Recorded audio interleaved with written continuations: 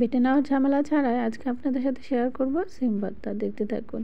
এখানে আমি বিচিওয়ালা পক্ত সিম নিয়েছি। সিমগুলোকে খুব ভালো করে ক্লিন করে নিব। যারা আপনারা বিচি খেতে পছন্দ করেন না তারা বিচিটাকে বাদ দিয়ে দিতে পারেন। তো বিচিওয়ালা সিম ভর্তা খেতে আমার খুবই ভালো লাগে, এই জন্য আমি বিচিওয়ালা সিম ভর্তাই করে দেখাবো আপনাদের সাথে। তো দেখতে থাকুন। এখন সিমগুলোকে ক্লিন করে নিয়েছি, চুলায় বসিয়ে দিয়েছি হাঁড়ির মধ্যে ভালোভাবে সিদ্ধ করে নেওয়ার জন্য যতটুকু পরিমাণে পানি লাগবে সেই পরিমাণে পানি এখন আমি দিয়ে সিমগুলোকে সিদ্ধ করে নিব।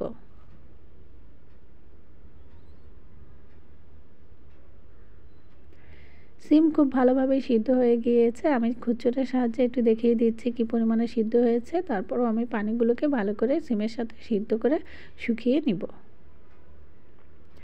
চুলায় আমি কড়াই দিয়েছি, কড়াইটা গরম হয়ে গিয়েছে। এখানে এখন আমি দিয়ে দিব পরিমাণ মতো সরিষার তেল। সরিষার তেল দিয়ে কড়াইটাকে নেড়ে চেড়ে তেলটাকে কড়ার গায়ের সাথে মিশিয়ে নিব।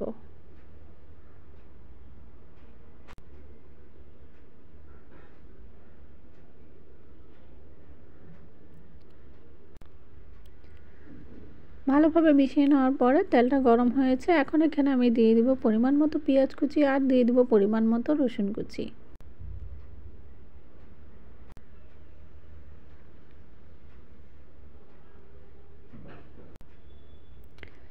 রসুন পেঁয়াজ এখন ভালোভাবে সময় নিয়ে নেড়ে চেড়ে ভেজে নিব।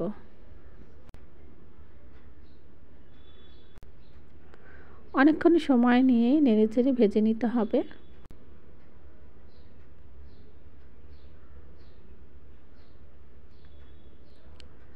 তো অনেকক্ষণ সময় নিয়ে আমি নেড়ে চেড়ে ভেজে নিয়েছি। এখন এখানে আমি কাঁচামরিচ কুচি দিয়ে দিব। ঝালটা আপনারা কম বেশি আপনাদের পছন্দ অনুযায়ী দিয়ে নেবেন। তো আমি আমার পছন্দ অনুযায়ী কাঁচামরিচ কুচি দিয়ে দিলাম। কাঁচামরিচ কুচি দিয়ে এখন অনেকক্ষণ সময় নেড়ে চেড়ে আবার একটু ভেজে নিব।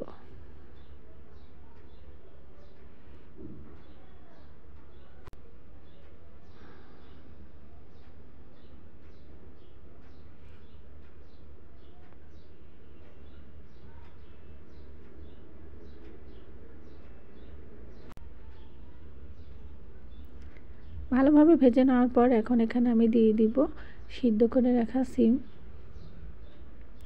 সিমগুলো দিয়ে অনবরত চামচের সাহায্যে নেড়ে চেড়ে ভেজে নিব সময় নিয়ে। তারপরে চামচের সাহায্যে নেড়ে চেড়ে সিমগুলোকে আমি ভেঙে ভেঙে নিব, আর বিচিগুলোকে আমি গোটা রেখে দিব। স্বাদ মতো লবণ দিলাম। স্বাদ মতো লবণ দিয়ে আবার অনবরত নেড়ে চেড়ে সময় নিয়ে তারপর আমি ভর্তাটাকে বানিয়ে নিব।